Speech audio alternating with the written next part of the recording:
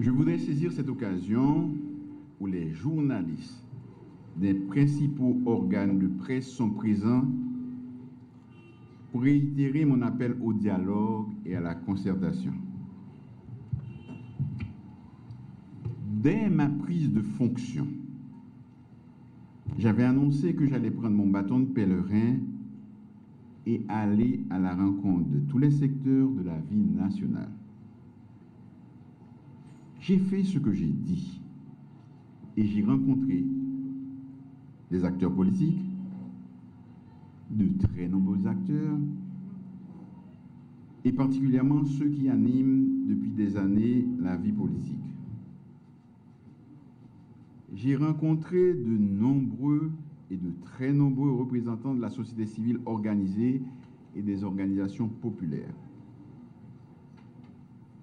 J'ai eu des entretiens avec toutes les confessions religieuses et avec des compatriotes de la diaspora.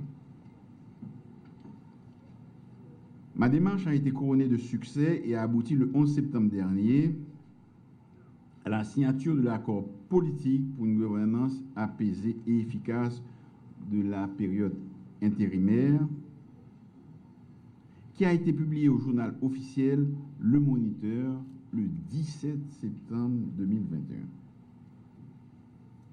Je dois dire au peuple haïtien que le décalage entre la date de la signature de l'accord et sa publication est dû simplement au fait que je tenais à rencontrer avant nos compatriotes du groupe Montana, que je ne désirais pas et que je ne désespérais pas de convaincre à rejoindre les premiers signataires. Il s'agissait d'une nécessité en vue d'élargir le consensus et de remettre notre démocratie sur les rails dans le cadre d'élections libres, honnêtes et inclusives. Malheureusement, ces compatriotes n'ont pas souhaité poursuivre le dialogue. Dans le courant politique où j'ai milité pendant plusieurs années, le dialogue a été toujours considéré comme le meilleur moyen pour résoudre les conflits politiques et construire des consensus suffisants sur des sujets difficiles. C'est en cela qu'en deux autres occasions, j'ai pris l'initiative d'aller vers eux et je leur ai demandé à les rencontrer à nouveau, toujours sans succès, hélas. Aujourd'hui, je veux encore une fois publiquement tendre une main fraternelle à mes compatriotes, aussi bien à ceux du groupe Montana, le CNT, le CSA et les autres signataires, ainsi qu'à d'autres, ici ou ailleurs, qui se sont engagés dans d'autres initiatives. Je veux croire qu'ils ont de bonne foi et veulent sincèrement que quelque chose change dans notre pays. Qu'ils me permettent de leur dire que les nombreux défis qui nous attendent exigent de chacun de nous du courage, de la détermination, de l'abnégation, du patriotisme et un sens élevé des intérêts supérieurs de la nation. Face à l'insécurité qui perturbe le fonctionnement normal du pays et qui hypothèque la tenue des prochaines consultations populaires, il nous faut présenter un front uni pour combattre ensemble ce fléau.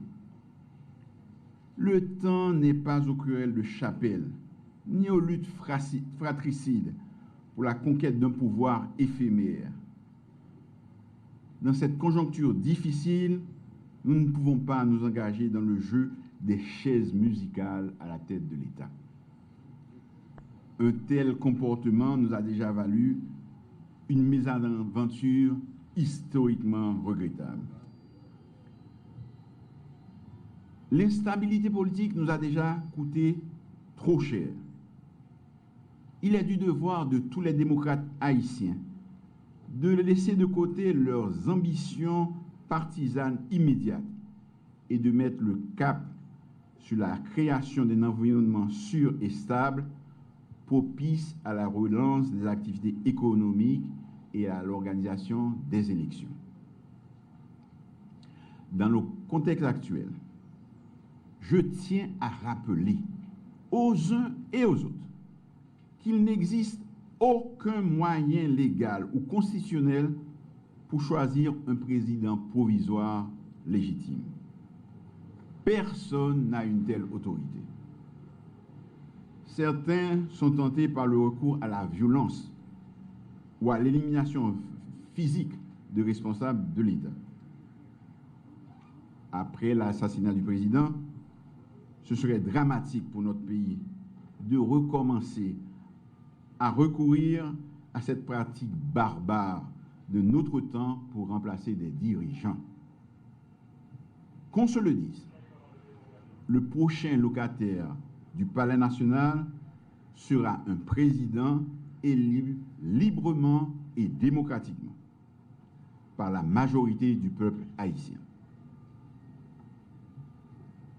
J'ai repris depuis plusieurs jours des consultations avec les secteurs concernés par la mise en place des organes prévus par l'accord.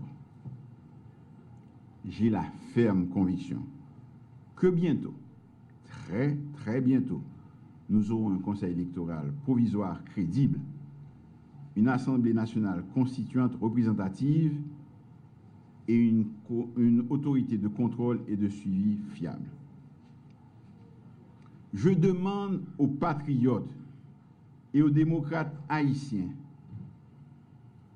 de nous rejoindre en vue de cheminer ensemble vers cette nouvelle Haïti que nous appelons tous de nos vœux. Madame la ministre de la Communication, Monsieur le ministre, Mesdames, Messieurs les journalistes,